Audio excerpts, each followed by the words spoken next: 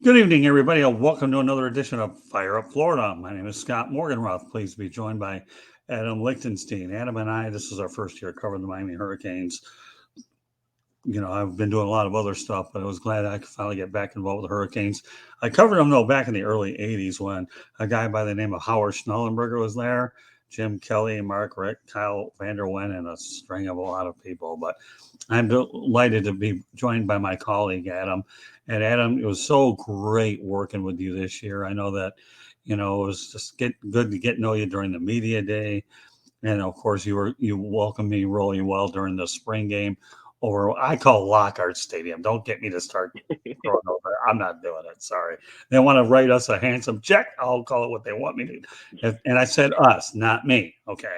Just remember, I want to preface that. So great to have you on the program tonight talking Canes football. Yeah, thanks for having me. And yeah, first season on the beat. And like you said, you covered the Schnellenberger team. So you have some experience with some growing pains with a new coach. I think they go like 5-6 that first year, 79, something like that.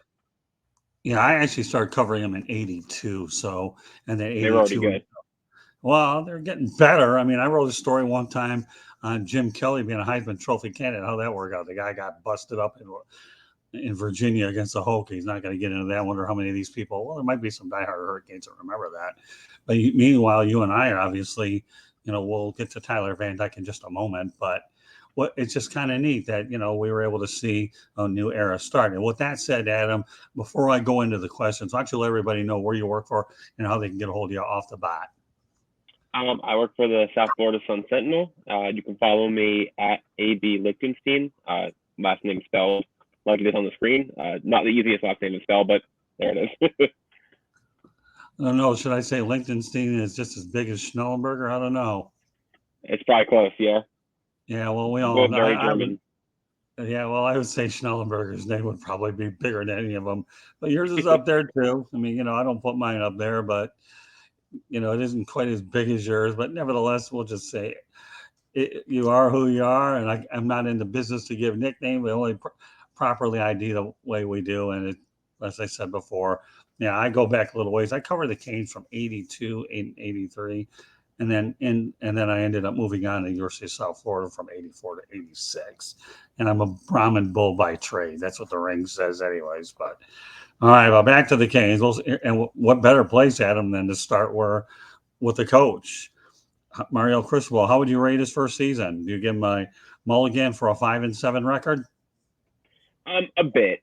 I mean, I entering the year, I thought the Hurricanes. I bought into, if you want to call it hype or expectations. I picked them to go 9-3 and win the ACC Coastal. I thought they were set to kind of not so much rebuild and just kind of get some extra new pieces in and be off and running. That's kind of what I expected this year, and that's obviously not what happened. Basically, everything that could have gone wrong at some point did go wrong. So like a half mulligan. Apparently, the roster might not have been as good as we expected it to be in August. So maybe get a half mulligan for that, but I don't think the team should have been 5-7. They let some things get away from them. They had some losses. Like even with the talent, if you say the talent wasn't good enough, they should have had enough talent to beat Middle Tennessee State. If you beat Middle Tennessee State, then you make a bowl game, and the season looks a lot more successful if you even just get one more win. Or they came a touchdown away from potentially tying and maybe beating A&M. That loss looks a lot worse in retrospect because A&M ended up having a very bad season too. They could have Duke had a good year, but you should think Miami should beat Duke basically every season. Things like that. So half mulligan, definitely not out on Cristobal or anything like that. But it wasn't the season I think they hoped for. Yeah, no doubt about the Middle Tennessee game. The Miami Hurricanes had a habit of getting behind early, and when they were getting behind early, then it usually ran into trouble. Before I go any further, I just want to let everybody know that this show can be heard on iHeartRadio, Apple, Spotify, Georgia, wherever you get your podcast. So please go out there if you're on the subway nationally, or whether you're on your bike, car, whatever. This is how you can do it. Also, if you are on your regular device, feel free to subscribe to the South Florida Tribune YouTube channel. That's where you can see Adam and I talking Miami Hurricanes football. So it's really easy. Go to youtube.com and please subscribe to the South Florida Tribune YouTube channel. We would greatly appreciate that. So getting back to Middle Tennessee, Adam, I didn't see that one coming. I mean, I realized, to me, that if there's ever a loss that caught me off guard, that was it. Oh, for sure. Yeah, I don't think anybody expected that. Because Middle Tennessee is not like they're not like a Appalachian State, a team that okay, they're playing like an G5 level, but they're still pretty solid. Like they're not a particularly great team. I don't know what their final record ended up being, but I don't think they are bowl eligible. I don't think they're a particularly great team, but they just had Miami's number that day, and Miami made a lot of mistakes and couldn't get anything going on offense for long stretches, and it was just and we're going back to September now. That was just a absolutely brutal game that I don't think, like you said, I don't think anybody saw that coming. I think everyone thought Miami was going to kind of cruise to a win. Yeah, to some extent, I'm giving Miami a mulligan, but don't tell that to Leon Searcy, whom I had on Inside the Pigskin on Thursday night on the South Florida Tribune YouTube channel, as well as our audio provider. He wasn't giving him a mulligan at all. He said they simply, but you're talking about a former player, though, too, Adam, who has high expectations that won championships at the U. So I can appreciate it, but 5-7, they were 7-5 a year ago under Manny Diaz. I still think they made the right call bringing in Mario. I don't care. I mean, I didn't know much about Manny, so I'm not going to sit there and comment on a guy that I didn't know a lot about.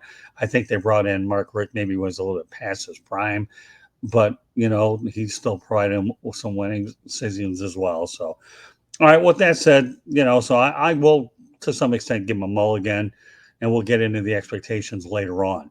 With that said, okay, let's talk about Tyler Van Dyke, the quarterback. Do you think he's going pro, or do you think he's going to come back? I think it looks like he's going to come back. I haven't been able to confirm it myself, but I know another outlet reported that he is coming back along with Jake Garcia. But like I said, I have not been able to confirm that myself. So that's a big deal for Miami. They need that quarterback room because if he transferred or if Jake Garcia transferred or left to the NFL, they'd be down, to guys with not a lot of experience. And I think Tyler Van Dyke coming back would be really, really big for them. I don't think he was as bad as he was in the beginning of the season. He had a really rough start to the year, if you remember. He had a couple of really bad games, including that Middle Tennessee State game where he got benched. He had a really tough start. Took him a while to adjust to Josh Gattis' offense. And then he starts picking things up. He had, close to 500 passing yards against UNC and almost got them a win in that game. He had, I want to say, 350 or so against Virginia Tech. He was starting to come around and improve, and then he gets hurt against Duke. And he tried to fire things up again twice, which you got to give him a lot of credit for. He tried to come back against Florida State, and that didn't go so well. And he tries to come back against Pitt, and then he goes down on the first drive again. Like he really wants, you can tell he really wants to get back on the field, and I got to give him credit for that. But I do think, there was talk about him being a potential first round pick entering this season. This season's draft stock definitely took a hit, so I think it might be in the best interest of him and for Miami for him to come back. It's amazingly, Adam, I'm glad you segued to Josh Gattis. In August, when we had a chance to do the media day thing, I had a lot of time with Josh and got to know, of course, I have ties to Michigan, being a Metro Detroit guy, and I know he's the offensive coordinator for University of Michigan. For some crazy reason, and I know it didn't happen, but it kind of made me intrigued. I was wondering whether Cade McDonald would have transferred to join Josh Gattis here at Miami. Listen, I never thought I'd see Josh Gattis come down here, let alone the fact that I do predict at some point the guy will eventually be a future head coach. So let's talk about how you would rate offensive coordinator Josh Gattis, and do you think he'll be around in 23?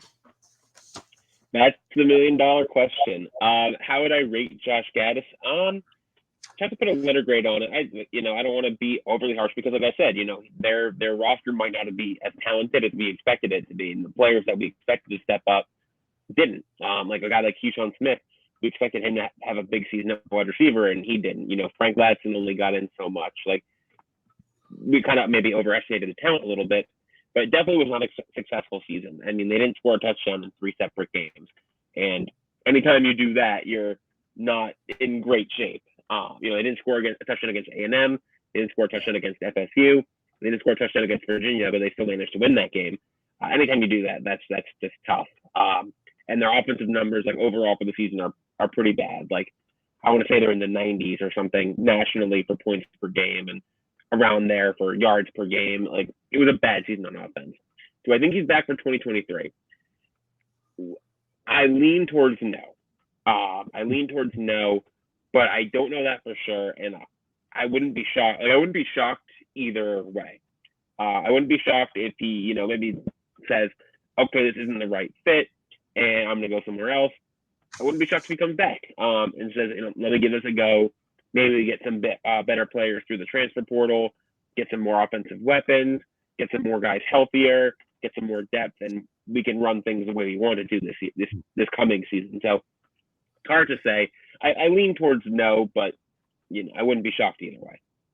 Okay, so we've talked about Gaddis, Adam, but do you think that there will be a fair amount of turnover with the assistant coaches per se beyond Josh Gaddis? Because let's face it, 5-7 doesn't get it done. I got watching Cristobal, one of the most straightforward individuals I've ever seen, hard as rock, and nobody wants to win worse than he does. He's definitely a South Florida person if I ever saw one anyhow. But let's assess the rest of the assistant coaches on the staff, and do you think there will be a large turnover? I don't think there will be a huge turnover. I think if there was going to be like a massive shift, we might have already started to see it. But also, something interesting to keep in mind is that like when Cristobal was putting together his staff, about 10, 11 months ago, he didn't hire Josh Gattis first and Kevin Steele first, and then have them fill out their staff. He personally like picked out a lot of these assistant coaches who he brought in, in different than Kevin Steele and Josh Gattis. It wasn't like he brought in Josh Gattis and Josh Gattis brought along all his guys, and he hired Kevin Steele and Kevin Steele brought in all his guys. Like he kind of went in and picked out these assistant coaches. So, I don't think we're going to see I don't think we're going to see Josh Gattis get fired and the entire offensive staff get fired, or the same thing on the defense. I think if he's going to make any changes, then he'll probably pick and choose his spot. So I don't think we're going to see a mass exodus, and especially because of that, if mariocristobal were to fire 4 offensive assistant coaches, well, that's a reflection on him, because it's not, like I said, it's not like Josh Gattis brought all his guys with him. Right. It's people that mariocristobal picked out himself. So then it's like kind of a repudiation of everything he just decided to do 10 months ago, 12 months ago. So you're saying basically it's a bad look if he gets too carried away by letting too many guys go. Yeah, and I think he'll probably evaluate, like, again, what you kind of get, maybe kind of put as like the true talent level, and see what guys might have underperformed their talent and where maybe guys were overhyped to begin with and maybe weren't that good. And, maybe the coaches, weren't able to get that much out of them because they aren't as good as they expected them to be. It's a weird balancing act, I think. It's, you always have to balance how much is a coach's responsibility versus how much is a player's ability. You know what I mean? It's always a tough thing to kind of balance. Well, you alluded to it. Now we're going to get to it. I have to make sure I grill you when I see you the next time. You know what GMTA stands for? No. Great minds think alike. So that way, that's my word of wisdom. Every time I see it, and we go ahead and, compare information. And, you and I, when we were working, I always felt like when we were talking, it was just a respectful exchange anyhow, because I, learn from you, but I also try to base a lot of what I've done over my past experience, not only covering the Canes, but other college football as well. So, but with that said, okay, under the GMTA classification, I was thinking about the portal, and now I'm going to lead into the portal. Okay, so how much will Miami be active in the transfer portal? Because I know Coach Mariocristobal after the final game looked like he was a man possessed to look that thing over and knows that he needs a little bit of work to do, and it's a quicker way to get to relevance. Oh, I definitely expect Miami to be very active in the transfer portal. I know they've already sent out a couple offers to some guys. I expect them to be very active. I mean, they're losing. I think right now the count is at 11 or 12 players who've already announced they're transferring. So, you want to replace those guys. I mean, you're bringing in some freshmen as well, but you want to bring in that talent as fast as possible and try to flip the roster as fast as possible. And the portal is a great way to do that. So I expect them to be very, very active in the portal. I think we'll see things. It's going to be very busy few weeks for sure. All right. Well, with that said, okay, can you, to the best of your ability, summarize who's gone and who will stay? Well, to summarize, I think they need to bring in some guys in the secondary and the defensive line. That they've already lost. I think I counted earlier, and they've already lost 6 defensive backs in the transfer portal. Avonte Williams, Isaiah Dunson, Al Blades Jr., which is kind of a surprise to me, considering he's a Miami legacy. And a couple other guys, Keyshawn Washington, and then on the defensive line, the big one today was Darrell Jackson Jr., who has started a bunch of games for Miami this year. I think started most, if not all, of the games for Miami at defensive tackle. He announced he's transferring. He'd only been at Miami for one season. He just transferred to Miami from Maryland in the spring. Right. So it was pretty surprising to see him go. He was probably Miami's second best interior defensive lineman behind Leonard Taylor. So him leaving is really tough. And they lost another couple of defensive linemen as well, Alan Hay and Elijah Roberts. They lost a couple other defensive linemen to graduation. So that was a unit that was really a strength for them this year. And it just got significantly less deep. Or shallower, I guess would be the word. But that the portal is a good place to do that. They brought in a bunch of defensive linemen through the portal last year, and it paid off. Hakeem Messidor was incredible.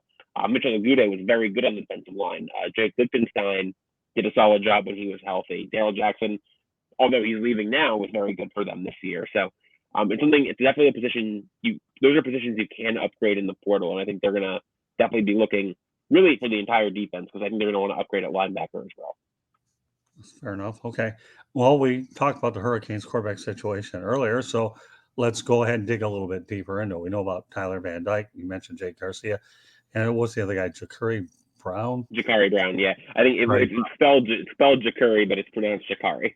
Yeah, well, then I hope Cameron Gorby doesn't beat me up that I wouldn't quite able to get pronounced. And if I am Cameron, I'll take it like a man. But at least I mentioned him anyways. He got close, even at the spelling. God, it threw me off. So, all right, well, let's assess anyways. You got, I like, in the sample size I saw with Brown, I saw a good dual threat quarterback. Saw a guy like Jake Garcia who was solid, a pocket type of guy. Got some good skills. And of course, we know about Tyler Van Dyke. He'll eventually be playing pro football, providing he gets through a year healthy.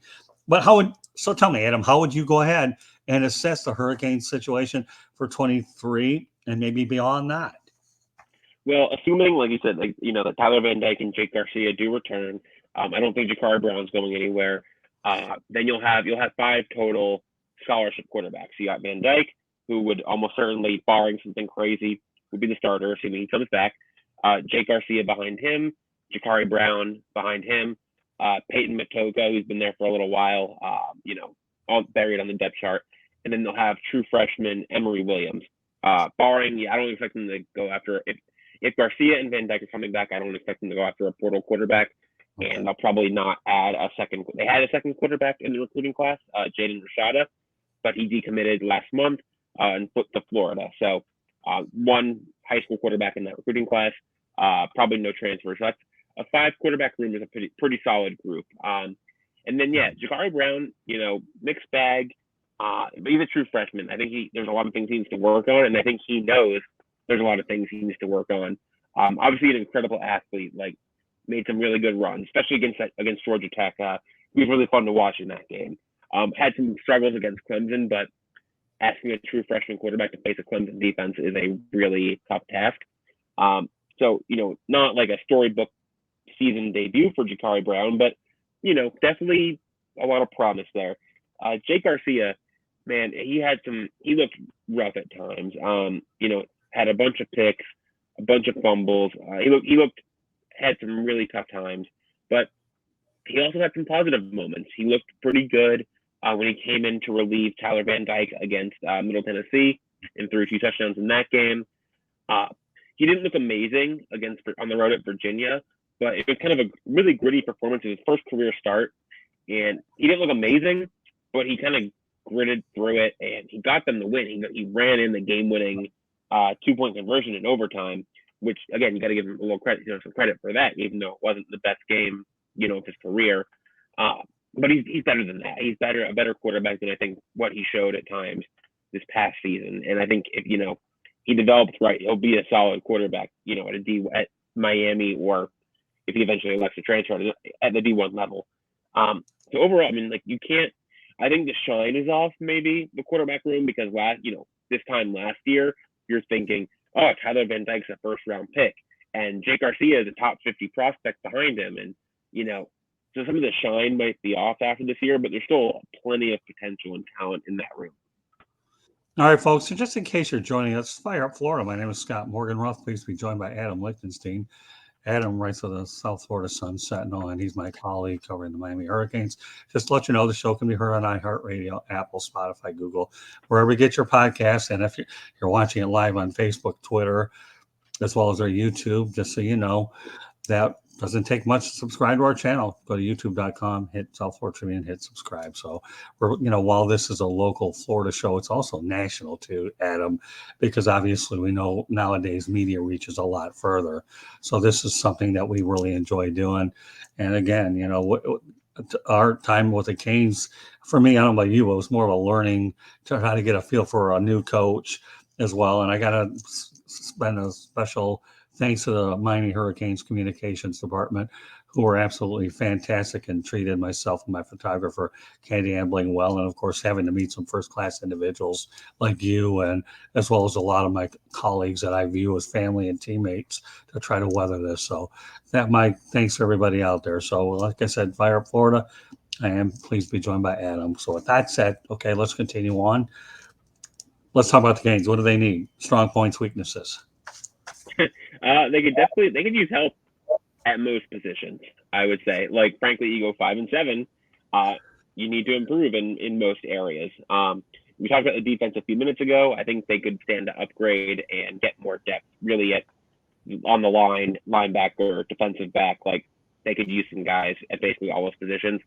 And on the offensive side of the ball, like I just said, I don't expect them to bring in another quarterback, assuming that Van Dyke and Garcia are staying. Running back, they're losing that Franklin in the portal. He actually, I think, off the top of my head, I think he had more touchdowns than any running back on the team. I think he had 5 because he was kind of used a lot in those kind of short yardage goal line situations, his big back. They'll have Henry Parrish back. They'll have probably Jalen Knighton back, I would assume. They'll have Don Chaney, who will hopefully be healthy, and Javonte Citizen, who will hopefully be healthy. So that's 4 backs right there. And I think they still want to add a running back in their recruiting class. They could definitely use some help at wide receiver because they never really had that go-to receiver. And willmallory, as good of a season as he had, was their number 1 receiver. And if your tight end is your top receiver, unless he's a transcendent player like a Kyle Pitts or someone, or Brock Bowers, then that kind of tells you about your offense. You want that. You need a receiver who can draw those coverages, who can make big plays, and they didn't really have that this year. And they also, part of that's because they had some injury stuff. Xavier Restrepo was off to a good start, and then he got hurt for a while. Colby Young didn't really develop till later in the season. He could be a really solid contributor, but they don't really have like that game-changing wide receiver. If they could find one in the portal, that'd be fantastic, because right now their only receivers who are committed are Nathaniel Joseph and Robbie Washington, who are both very good players. They're both 4-star prospects, but I don't know if those guys will be able to come in and fill that kind of role as freshmen. And then tight end, they're losing willmallory. They have Elijah Arroyo coming back from a season-ending injury, so you got to see what his health is like. Jaleel Skinner, I'm very high on. If he can learn how to kind of fill out a little bit and become better at blocking, I think he'll be a very solid tight end. And he was like a top 100 prospect last year. He's only a true freshman, so definitely room to develop there. And then the offensive line, like, you can always use up more offensive linemen and fill out that depth. They're going to lose a couple guys, I think, to graduation. So you can always use some more guys on the line, get some more big bodies. And that's just, mariocristobal himself is a former offensive lineman, so he wants to kind of play that physical, beat guys in the trenches kind of football. And you need a lot of offensive linemen to do that because, as we saw this year, offensive linemen get hurt. Zion Nelson only played in 2 games. And I think 3 different offensive linemen had season-ending injuries. Justice Oluwaseun had a season-ending injury. Jonathan Dennis, Jalen Rivers, they all got knocked out in the second half of the season by injury. So you need a lot of guys, a lot of capable guys. You can't just have 5 starting offensive linemen. You need to basically really be too deep at every position minimum to feel confident in an offensive line depth. All right. Well, the only thing I'll say about willmallory is he'll be playing in an NFL uniform next year. The guy's good. And I enjoyed working through him of course, all the players I talk with the Canes, but there's something about willmallory. I can't put a finger on it. Maybe you can help me here, Adam. Okay. You're mature right. Yeah, he's a mature kid. He's dependable. He's going to be playing in the NFL. I know USFL, XFL. Sorry, I'm not giving you a plug. This kid's an NFL player. I really, truly, in my mind, believe that and I'm sure there might be other pro prospects, but throughout the way that willmallory carried himself during the year, we know there was a lot of adversity surrounding injuries and a lot of different things. The learning curve that I like to classify mariocristobal in the manner for which Gene Hackman in the movie Hoosiers would say, "Let's see what hand I've been dealt." Well, okay, if you're a Hoosiers guy, which is my favorite movie, I have to make a confession, my all-time favorite movie. There's some other ones. I'm not going to get into a movie show here, although I could. mariocristobal knows what hand he's been dealt, and he always got to worry about willmallory was not the problem. This guy's going to be making some money. He don't need that name, image, and likeness. He's going to be getting that thing called a pro paycheck in the old-fashioned way. So, all right, so let's talk about how long, Adam, it will take for the Miami Hurricanes to be contenders. That is a fantastic question. And unfortunately, I don't have a crystal ball, so I can't say for sure. If you'd ask me, or a crystal ball, and you know what, I'm sorry, Adam, but you really set me up for that, and I kind of had to do it. So go ahead. I didn't mean to steal your thunder. That's fair. You handed it up brilliantly, pal. I don't have any tea leaves to read, but okay. If I had to put a year on, if you'd asked me like before this season, I might have said this team could contend for a playoff spot, especially with an expanded playoff, maybe 2024. Now, maybe push that back a year or two. I do think with a 12-team playoff, that Cristobal will bring in the talent to get the team to that point. Like if you ask me, will Miami be a top 12 team in the country in the next 4 years? I'd say more likely than not. I'd guess. I'd say yes. I'd say probably more likely than not. Would I guarantee it? No, but I think it's definitely likely because I think he can flip this roster in a year or two. And it's the year they have this year. It's tougher to say, oh, they're going to be great next year. No, it might be still more of a rebuild next year as well. But it's hard to say without knowing. There's probably going to be 30 new players on this roster next year at least. So it's hard to say now that they'll be good or bad next year. So I do think he'll get things turned around. I think maybe you start looking at 24, 25, 26 as like at the time this team might start really hitting that next year. Now, again, we'll see how they do next year. We'll see what players they bring in. We'll see what recruits he manages to, grab from other schools because he's very good at that. And we'll see where things are, this time next year and say, okay, maybe they're on the cusp of competing or maybe they still need more time. Well, I'm sure, Adam, it wouldn't surprise you that I go on a lot of shows myself. I'm invited on a lot of podcasts. And, since I live in Southern Florida, obviously the Canes are my team and I certainly endorse this team big time. But I have defended the Miami Hurricanes all year. And I'll tell you why I have defended them all year. No, because I don't have a fan inside me. I wouldn't know how to be a fan. But I do know what it's like for a brand new coach to walk into a situation and know that these are not his players. He needs the eyeball test that goes deeper than just watching film and what you do in spring practice, what you do in summer and so forth. So now and remember I asked him that question during our last press conference. Okay, now you've had a chance to see this team physically, right? Do you feel like you know a little bit more? How much more do you know? And I at that point too, the question was related to the quarterback, but I asked him lots of questions along those lines as the year went on. And he's the most honest individual. Will give you a straightforward answer. I think one of my favorite lines, you were there when I was thought, is he didn't worry about how many clicks you get. He's going to tell you straight. And anybody that can go out there and say, I don't care how many clicks you get, this is the answer, that guy's okay in my book. But getting back to my point, though, I defended him all year because I didn't think that mariocristobal was a miracle worker. He wasn't, and he never will be. The guy did a phenomenal job at Florida International University before he moved on from FIU. And if you can go ahead and win, get him to a bowl game with a lower tier school like that, and he has a feel for the area, he's going to be all right. I mean, no denying what he did up in Oregon and his other stuff. I don't want to get into other stuff. I'm focused on the U. So the guy has a track record for winning. And to me, I have no problem defending him because I do expect year two to be considerably different. I mean, I'm not going to sit here and put a win total on it.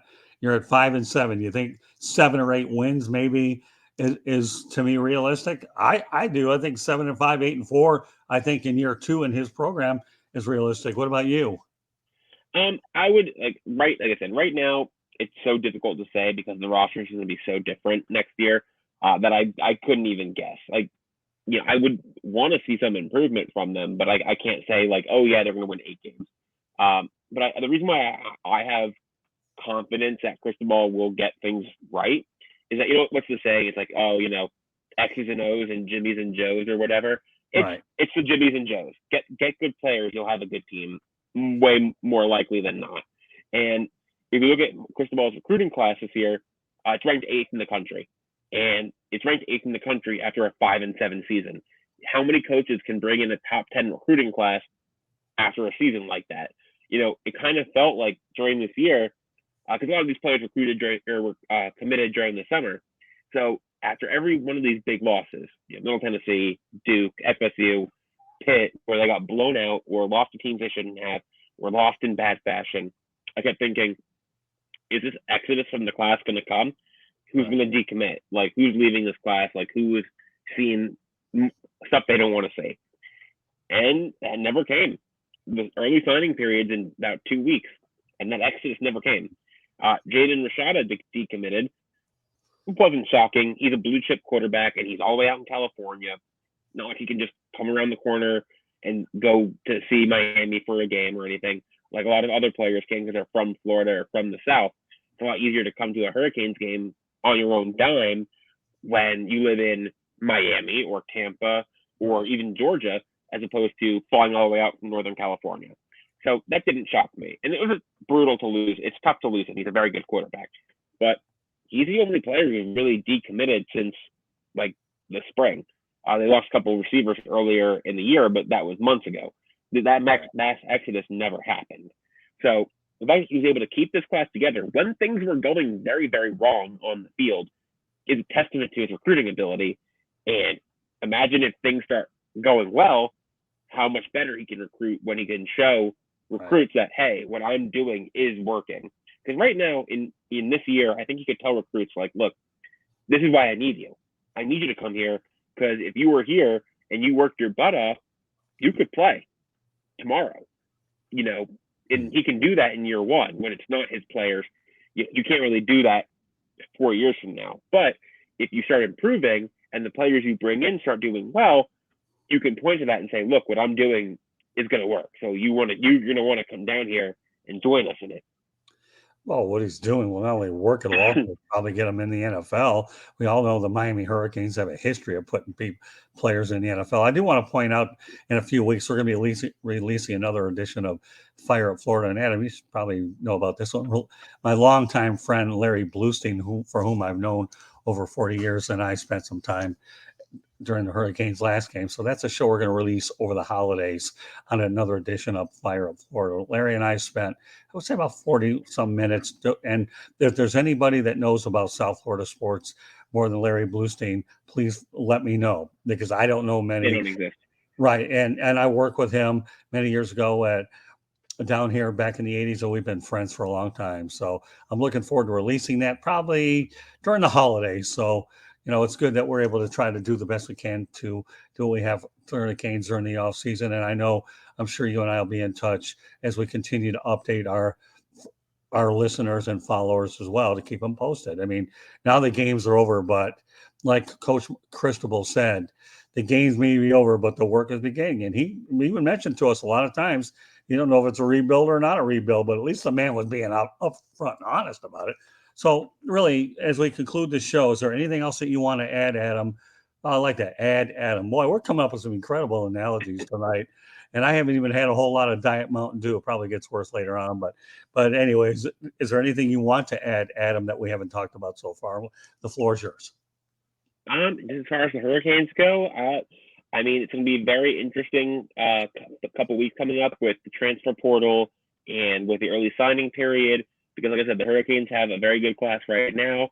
They're looking at a few more players that they want to add out of high school, some potentially very, very highly rated players. And, if they're able to land some of these guys, I mean, you could potentially be looking at a top 5 recruiting class, which would truly be a feat to get a top 5 class when you have a season when you go 5-7. So we'll see how things go. It's going to be very interesting to follow the next couple of weeks.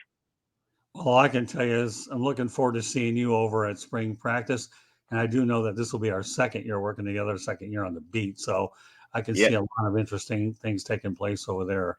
But with that said, okay, as we wind down here, why don't you once again, Adam, please let everybody know how they get a hold of you. I'll give our information, then we'll be ready to plan another show down the line. So go ahead. The floor is yours, Adam. Yep.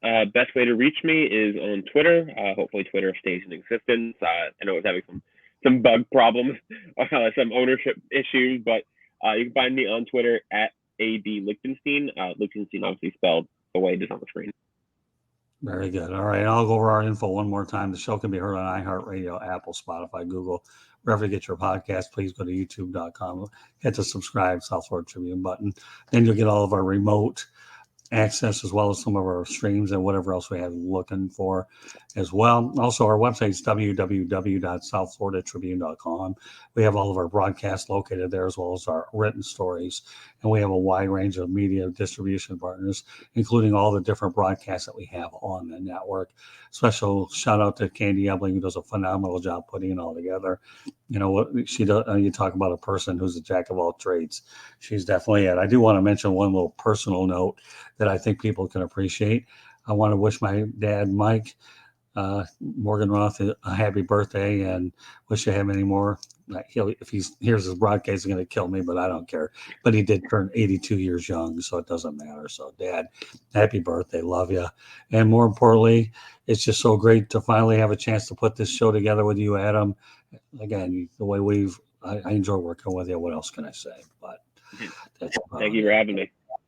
So, all right. Well, once again, this concludes this edition of Fire Up Florida. On behalf of Adam Lichtenstein, my name is Scott Morgan-Roth. Thank you for joining us, and we will catch you on the next edition of Fire Up Florida. Once again, folks, have a happy holiday season. Adam, you especially, my friend. Go out there and have a happy Hanukkah season greetings, and etc. etc. ... So if I'm forgetting anything, the etc. bails me out. So. And one last time, thank you very much to the communication staff of the Miami Hurricanes for making my life and my job a lot easier. But the only thing I told Cameron when I left during the final game, we have a lot more to do. And we're only looking to do what we did even better in 2023. The only thing that we're hoping for at that point is let's just go out there and get a couple more wins. They win, they do. If not, it's all about us doing our job regardless of the outcome anyway. So meanwhile, thanks again for joining us on Fire Up Florida. Take care. We'll see you the next time. Good night, everybody.